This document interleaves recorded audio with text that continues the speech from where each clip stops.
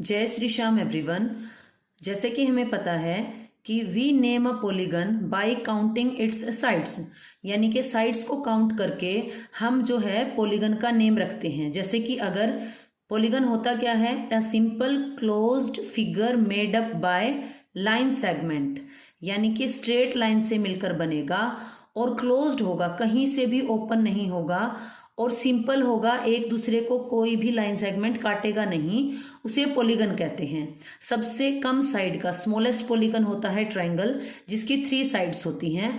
उसके बाद 4 साइड वाले को बोला जाता है क्वाड्रिलेटरल। क्वार्टर से वर्ड आया है क्वाड्रिलेटरल, जिसका मतलब होता है 4 साइडेड पॉलीगन को क्वाड्रिलेटरल बोलेंगे। अब ये जो क्वाड्रिलेटरल होता है, इसके भी आगे टाइप्स होते हैं। जैसे हमने लास्ट वीडियो में किया था, जो ट्रायंगल होता है उसको डिवाइड करते हैं किस बेस पे, एक तो एंगल के बेस पे और दूसरा साइड के बेस पे। ऐसे ही जो क्वाड्रिलेटरल होता है उसके भी टाइप होते हैं। आज हम करेंगे 4 टाइप्स। सबसे पहला टाइप है पैरेललोग्राम। सबसे पहले हम क्या देखेंगे, साइड के बेस पे देखेंगे, एंगल के बेस पे देखेंगे और डायगोनल के बेस पर देखेंगे। देखो, जो ट्रायंगल होता है बेटा, वो साइड और एंगल के बेस पे होता है डिवाइड। ठीक है, 3 जो होते हैं टाइप्स ट्रायंगल के साइड के बेस पे होते हैं और 3 जो होते हैं एंगल के बेस पे होते हैं उसके टाइप्स ट्रायंगल के। लेकिन क्वाड्रिलेटरल साइड्स, एंगल और डायगोनल को देखकर डिवाइड किया जाता है।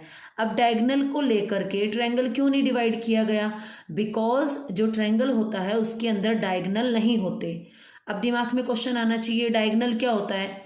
जैसे कि या ये वाला जो वर्टेक्स है, नॉन कॉन्जिक्यूटिव वर्टेक्स, कॉन्जिक्यूटिव होता है इसके जस्ट बाद ये वाला है और इसके जस्ट वाला ये है वर्टेक्स, तो इसको छोड़ दो, इसको छोड़ दो और इस वाले वर्टेक्स को सामने वाले वर्टेक्स से ऐसे मिलाओ। ठीक है, अब यहाँ आ जाओ, यहाँ भी इसके जो साथ लगते वर्टेक्स हैं, इसको छोड़ो, इसको छोड़ो, इसको ऐसे मिलाओ। देन यहाँ आ जाए तो इसके साथ वाले 2 छोड़ दे, तो इसी के ऊपर हम वापिस आ रहे हैं। देन यहां से करेंगे तो इसके साथ वाले, साथ लगते वाला ये वर्टेक्स है, ये वर्टेक्स है, इन दोनों को छोड़ना है, इस तीसरे पे मिलाना है, तो हमारे पास में वापिस इसी पर आ गया। तो एक क्वाड्रिलेटरल में 2 डायगोनल होते हैं, लेकिन ट्रायंगल के अंदर डायगोनल नहीं होते। ऐसा क्यों होता है? मान लो मैं इस वर्टेक्स से शुरू करूं, इसके साथ लगते 2 मैंने छोड़ दिए, ये छोड़ा, ये छोड़ा, तो थर्ड बताइए मैं किससे इसको मिलाऊं? तो इसीलिए ट्रायंगल के अंदर कोई भी डायगोनल नहीं होता है। अब देखेंगे जो होती हैं साइड्स कैसे। सबसे पहला मैंने फिगर लिया है पैरेललोग्राम।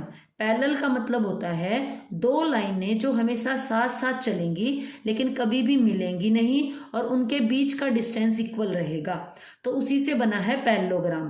पैरेललोग्राम की जो साइड्स होती हैं, अपोजिट साइड्स इक्वल। अपोजिट क्या है? जैसे ये इसके अपोजिट है, ये इसके अपोजिट है, तो ये साइड और ये साइड पैरेलल भी होंगी।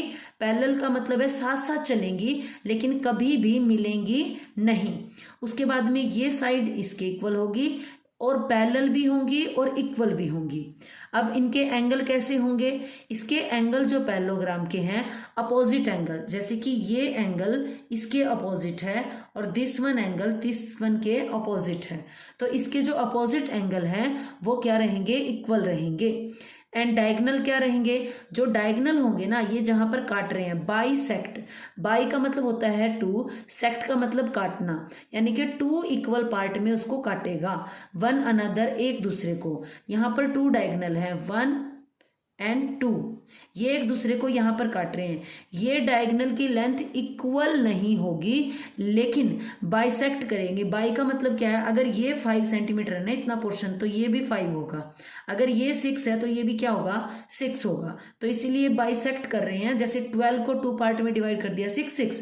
अगर ये 10 था तो 5 सेंटीमीटर इसका इधर रह जाएगा और 5 सेंटीमीटर इधर रह जाएगा। सेकेंड फिगर हम करेंगे। सेकेंड है हमारे पास में रेक्टेंगल। इस जो हमारे पास में ये होता है ना पैरेललोग्राम, अगर हम इसको ऐसे सीधा कर दे ऐसे, तो हमारे पास में रेक्टेंगल बनकर आएगा और इसके जो ये सभी एंगल्स हैं ये 90 डिग्री हो जाएंगे। सबसे पहले हम देखेंगे इसकी साइड्स कैसे होंगी। अपोजिट जो साइड्स हैं वो इक्वल रहेंगी एंड पैरेलल भी रहेंगी। सेम थिंग देखिए किसके अंदर थी, पैरेललोग्राम के अंदर थी। तो इन दोनों को आप रिलेट कर लो, है ना। तो इसको अगर हम सीधा करें ना, अगर मान लो हम एक पैरेललोग्राम बना ले, ऐसे ऐसे टेढ़ा होगा उसकी लाइंस, उसको जब सीधा कर देंगे ना 90 डिग्री पे रोटेट करके, तो वो बन जाएगा रेक्टेंगल। इसकी भी देखो ये साइड और ये साइड इक्वल होगी, ये साइड इसके इक्वल होगी और ये पैरेलल भी होंगी, बिकॉज इसको कितना ऊपर तक एक्सटेंड करो ये कभी भी मीट नहीं करेंगी।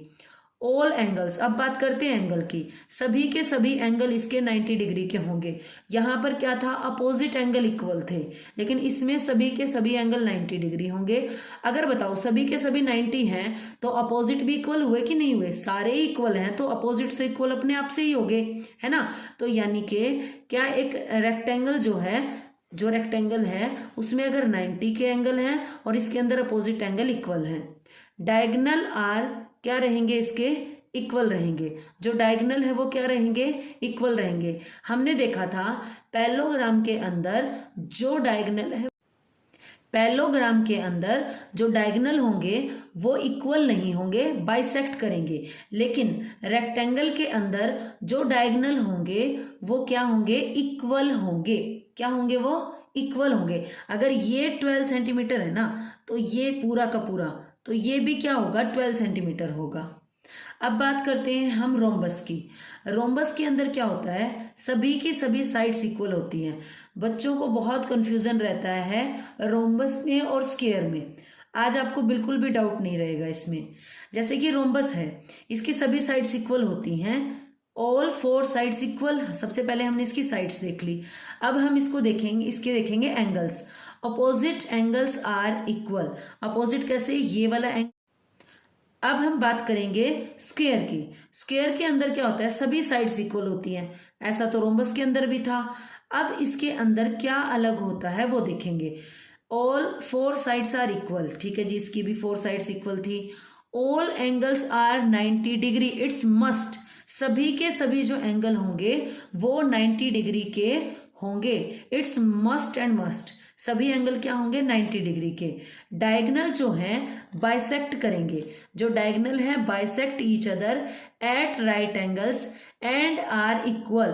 देखो ये जो हमारे पास में डायगोनल है वो बाइसेक्ट भी करेंगे और यहाँ पे 90 डिग्री एंगल भी बनेगा, बट वो जो है हमेशा और हमेशा जो डायगोनल की लेंथ होगी वो इक्वल रहेगी। अगर ये वाला डायगोनल 12 सेंटीमीटर है तो ये भी 12 सेंटीमीटर मिलेगा। देन इसके अंदर इन दोनों में डिफरेंस क्या रहा, सभी एंगल 90 डिग्री होंगे एंड सभी साइड्स इक्वल होंगी। इसके अंदर अपोजिट एंगल्स इक्वल होंगे, जरूरी नहीं है कि सभी 90 डिग्री हों। और डायगोनल बाइसेक्ट भी करेंगे, राइट एंगल भी बनाएंगे, साथ में वो इक्वल भी होंगे, ठीक है जी। अब यहाँ पे एक मैंने नोट लिखा है, every square is a rhombus.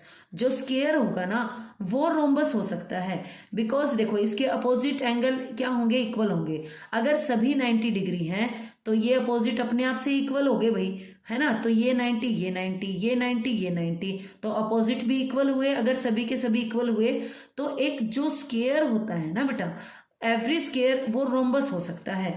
But एक रोम्बस क्या नहीं हो सकता, स्क्वायर नहीं हो सकता, क्योंकि जो डायगोनल होंगे ना रोम्बस के वो इक्वल नहीं होंगे लेकिन बाइसेक्ट करेंगे, और जो स्क्वायर होगा उसके जो डायगोनल होंगे वो इक्वल होंगे, बाइसेक्ट होंगे, 90 डिग्री पे भी कट करेंगे। तो आज हमने सीखा क्वाड्रिलेटरल के बारे में। ये इसमें 2 टाइप्स और होते हैं, एक काइट होता है, एक ट्रेपेजियम होता है, वो हम नेक्स्ट वीडियो में डिस्कस। और एक चीज़ हमने देखा था कि जो हमारे पास में पैरेललोग्राम होता है जब हम उसको सीधा कर देते हैं तो उससे रेक्टेंगल बनकर आता है। ऐसे ही जब हम रोम्बस को सीधा करते हैं, अभी ऐसे तिरछा हो रखा है ना डायमंड की तरह, अगर हम इसे सीधा कर देंगे तो इससे बन जाएगा बेटा स्क्वायर। तो रोम्बस से क्या बना, स्क्वायर बना, और पैरेललोग्राम से क्या बना, रेक्टेंगल बना। अगर आपको ये वीडियो पसंद आई है, please do like, share and subscribe. Thank you.